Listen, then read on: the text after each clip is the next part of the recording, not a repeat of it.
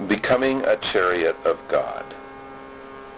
The key verse in the Torah regarding Devekut is Deuteronomy 11:22. To love the Lord your God, to walk in all his ways, and to cleave unto him.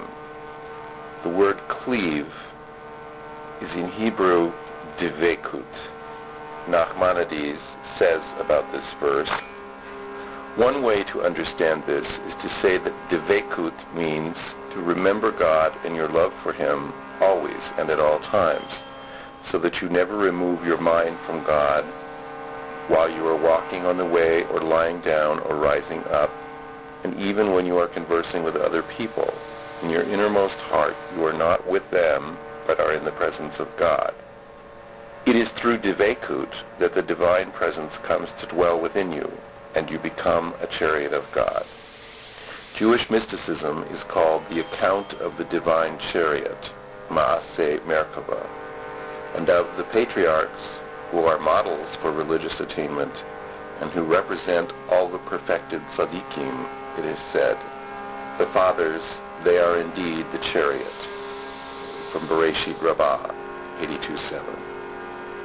The idea is that a chariot is directed in all its movements by the charioteer who comes within it, and whose hands are on the reins. This is one expression of the ideal of Jewish practice, that all your actions, speech, and thoughts be directed by God who is within you.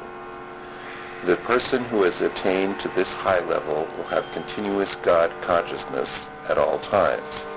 This is the level of the Holy Spirit. This is the level of Elijah, a great figure in Jewish mysticism. God consciousness is the purpose of the many mitzvot of the Torah when they are performed with complete intentionality. As it says in the Holy Zohar, all the 613 mitzvot of the Torah are 613 counsels how to attain God consciousness. From Oregon News, Tzadikim, page 11. Our usual and false religious attitude is that we do something, quote, religious, study Torah, pray, or whatever, and then we forget about God. But the truth is that our goal must be continual remembrance of God. Normally, we live in this material world and change our perspective and consciousness in order to be, quote, religious for a while. The purpose of continuous involvement in spiritual practices is that as we spend more and more time in the other, quote, spiritual world, we finally come to where that is our true home, where at some point there is a flip from the material state of consciousness to God consciousness. It is as if a light bulb were turned on in a dark room. We become established in God consciousness, and that is our ordinary state of mind. Our relation to spirituality is no longer that it provides us with flashes or brief periods of illumination, but that we are in a world of light, and everything we see and experience is spiritual. The following teaching of the Baal Shem Tov refers specifically to the matter of speech and conversation, but its application, as we know from elsewhere, is to all worldly activities that tend to pull the mind away from concentration on God. Quote, when you have to converse with someone about worldly things, you should have it in your mind that you are going from the upper world below, like a person who is leaving his home, but whose intention is to return immediately at the first opportunity. As he is going on his way, he is thinking continuously about when he will be able to come back. So should you think that the upper world is your real home, with God, Baruch Hu, even when you are talking about things of this world. And when you are finished with your worldly business, return immediately to cling to God and to God consciousness. Sava'at Haribash, Kehot edition, page 12. Rabbi Abraham of Slonim taught about the necessity to fix one's mind on God without wavering and to become firmly established in loving God consciousness.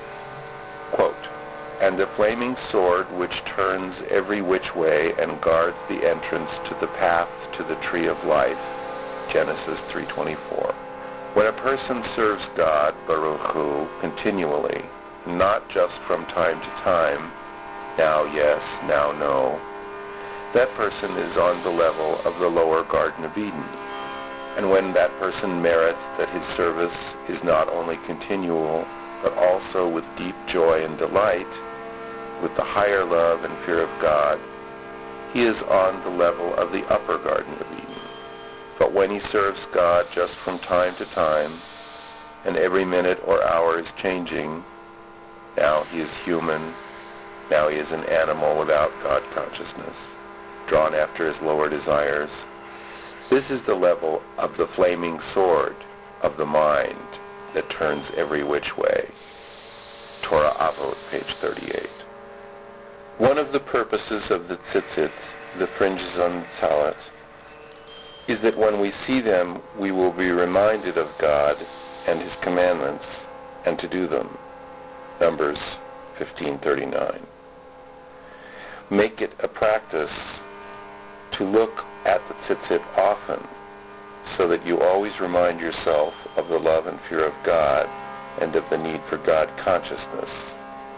That's from Rabbi Nachum of Chernobyl, Hanhagot Tzadikim. The regular practice of blessings leads us to remembrance of God throughout the day, so that we continually have God's name on our tongue and God's presence in our mind and heart.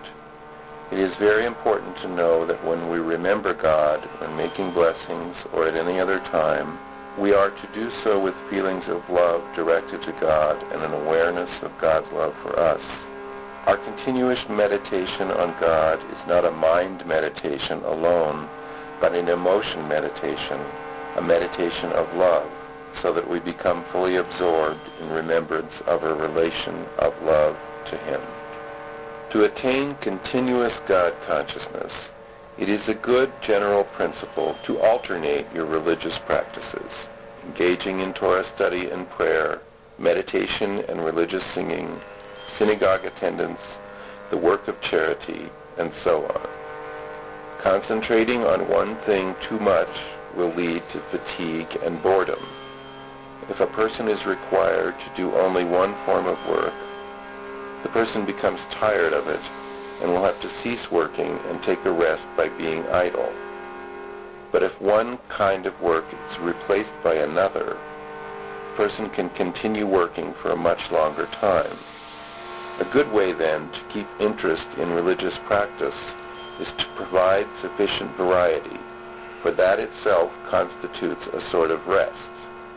So you should alternate your religious practices. The purpose of all the traditional practices in all their variety is the same, to remember God and to have God consciousness.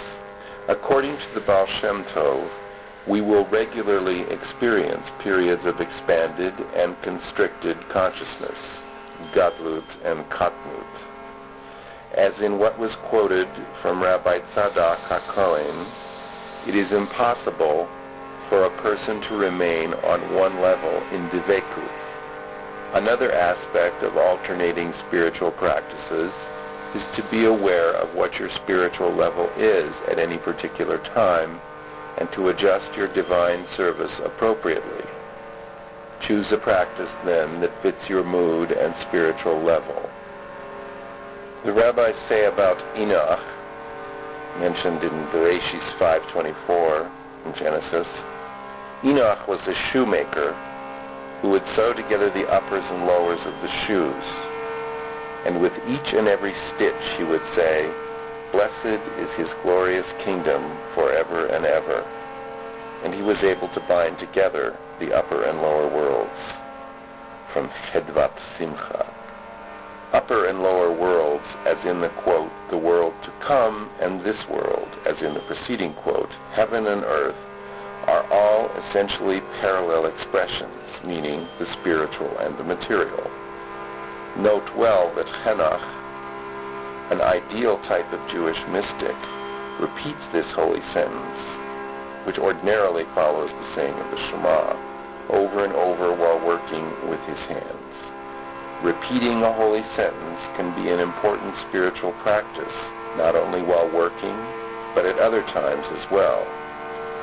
According to the Zohar, the Shema represents the higher unification, and the Baruch Shem Kavod, etc., repeated by Hanach, is the lower unification.